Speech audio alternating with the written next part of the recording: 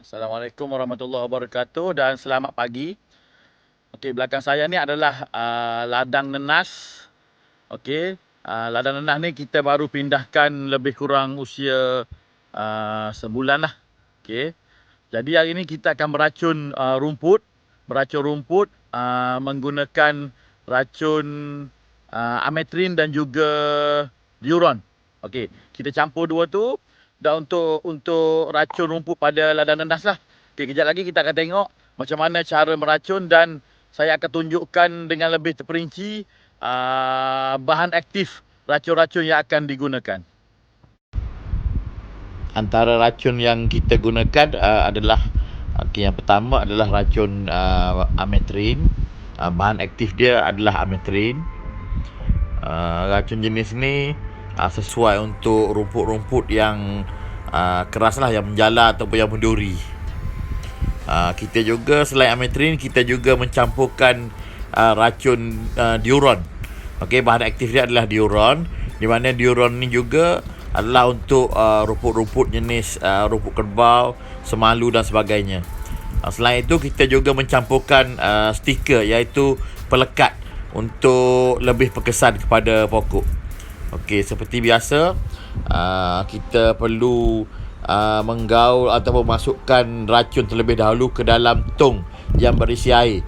Dan tong tersebut kita perlu kacau dengan sebati sebelum kita masukkan ke dalam pam galas. Ini adalah bertujuan untuk memastikan racun yang kita gunakan betul-betul sebati dan sekata, supaya memberikan kesan maksimum apabila terkena pada rumput.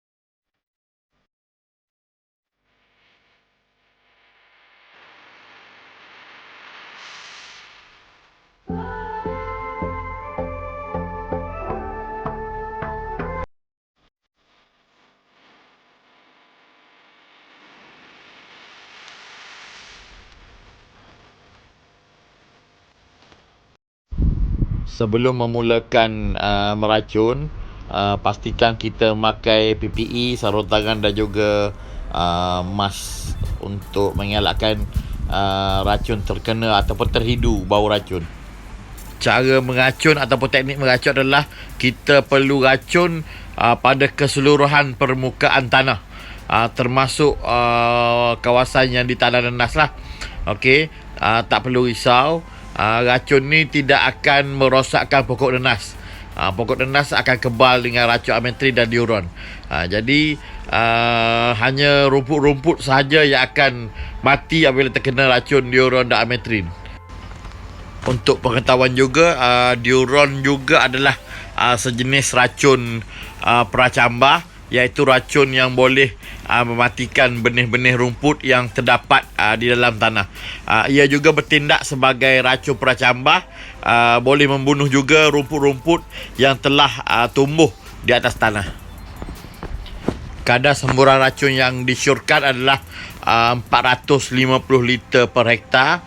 Kalau kita menggunakan pam galas yang bersaiz 20 liter, maksudnya kita perlu menggunakan lebih kurang 23 pam per hektar, ataupun lebih kurang 8 hingga 9 pam untuk keluasan 1 ekar.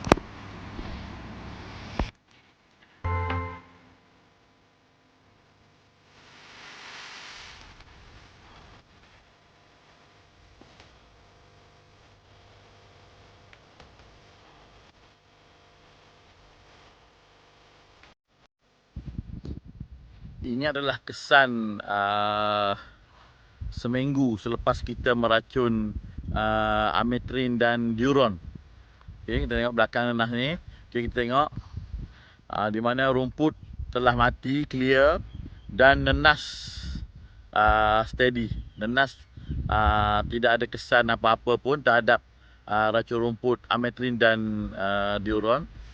Okey, tengok.